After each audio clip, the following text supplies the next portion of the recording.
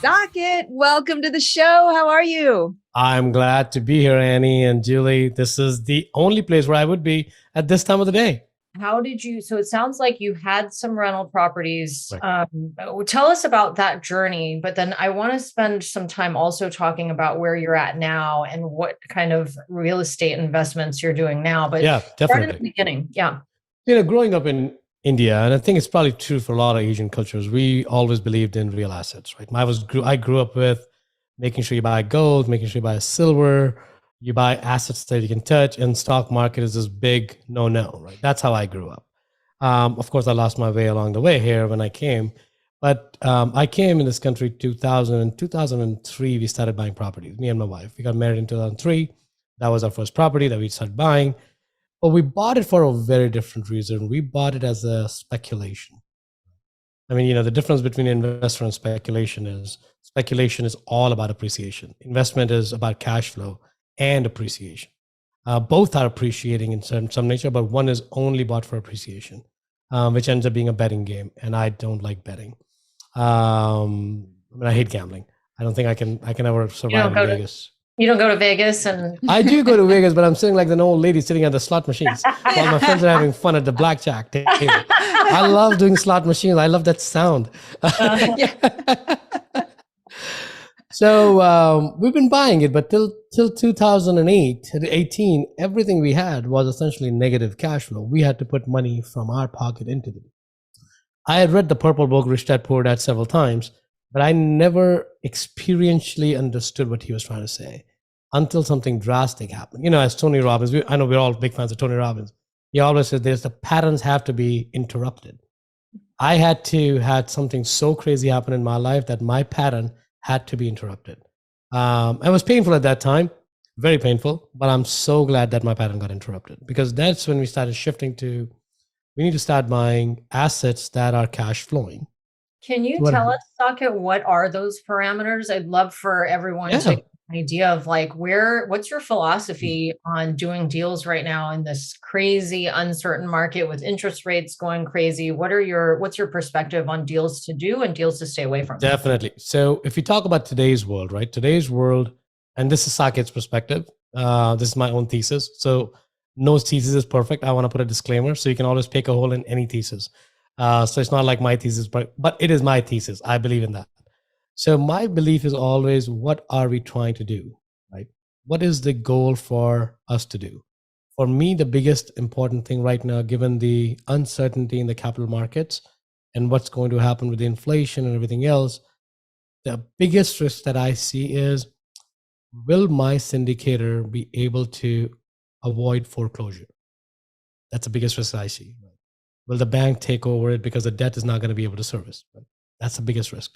Because what we're doing, and let me qualify the risk. Why is that the biggest risk? Is because the other risk is my pro forma may not be met. Right? When you compare the two, the bank foreclosure is a much bigger risk that we need to avoid.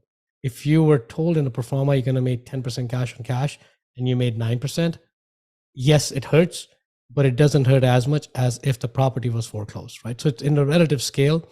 The bigger risk that I'm trying to figure out is, how can I make sure the properties that I'm buying into and investing into are not going to get foreclosed? So my personal thesis is, and that's what I'm following for my investment, my active and passive investments, we're looking more and more at pressure testing hard on what's the vacancy rate the property can sustain at the current projections, right?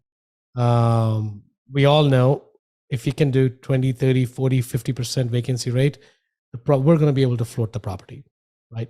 So we're trying to pressure test that criteria harder and harder with reality behind it. Right? We know a lot of syndicators have done rental projections of, the market's going to continue going, like in Phoenix, 21, 27, 28%. And I've seen deals where syndicators are using that as their modeling, right? So that's scary because while it lasts, it's great. Yeah. But when it doesn't work, and there's going to be a time when it doesn't work, right? Oh yeah. Very few people are that lucky that they're going to carry that through and then sell it. Very few. The chances are always is not. So we look at 3 to 4, in some cases even 2% rent. What's the minimum number of rental growth we can imagine? We can expect from a rental property to give us that vacancy rate. So we're trying to balance those two parameters and bring realism into that. That's one. The second is, what's my biggest expense? Because what can happen in foreclosure is your rents are not getting paid, or your expenses are going pretty high. Right? There's only two variables. That's the beauty of real estate. There's only income and expenses. Two things if you need to know, right? So either the income will get impacted, or the expenses will increase. And the biggest expense in a rental property, and I know you guys know that, is debt. And debt we don't have any foresight into the debt, what's happening there. So we're going more and more towards now fixed debt, but not just fixed debt because we want to check the box for a fixed debt. We want to make sure that it actually makes sense. And we were initially talking about 3 to 5 year holds. Now we're going more towards 5 to 7 year holds, because you know what? If it's not if the recession is, we're already, for all intensive reasons, we're already in recession. Right. It's just the numbers are modified from my perspective. So if you look at, let's just assume the recession has not come in yet, but it's coming. If it's not, if you're already on it, it's coming pretty quick. We don't know how long it's going to last, right? So we need to make sure that we can hold on. The biggest thing we're always trying to avoid is, can we hold on to this asset for a little longer than what we were holding 2 to 3 years ago? And a little longer for us is 5 to 7. Now, the market may change in the next 6 months and everything is hunky-dory, which is great. That essentially means we can ride that wave too.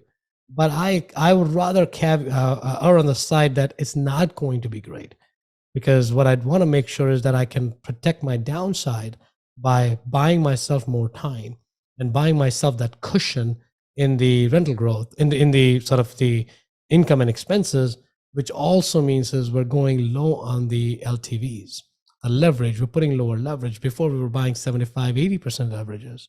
Now we're looking at 60, 55 in some deals. We're trying to get low and low so that the cushion between the income and expenses is higher. And if you don't use it, it's a cash flow. It's a cash distribution. And if you need it, we have it. So I think that's really my philosophy right now. We're moving more towards Class A, as where the market is right now, because, you know, Class B and C will have the challenge of CapEx. And with the market where it is, we're still supply constraints in the supply chain area. So we may have issues renovating. We may. So not saying it's bad, B or C. It's just that when you look at the relative risk basis, I have to make sure that I'm doing justice.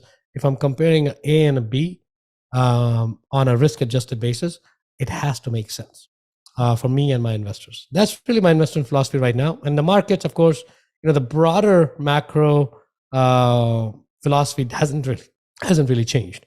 Business friendly cities and states, making sure that there's a population migration today, in the past, and in the future. Like, I would never invest in Detroit, Michigan, no matter how good the investment may look. Partly because I just saw a 9 cap in Detroit for like a 24 unit. I was like, oh, this is interesting. That may change. So I should never say never. Unless the deal comes and it makes sense, we will never look at Detroit as an active market for us. So we're going to stay in the Southern Belt. That's really where our focus is. And so far it has worked out for us.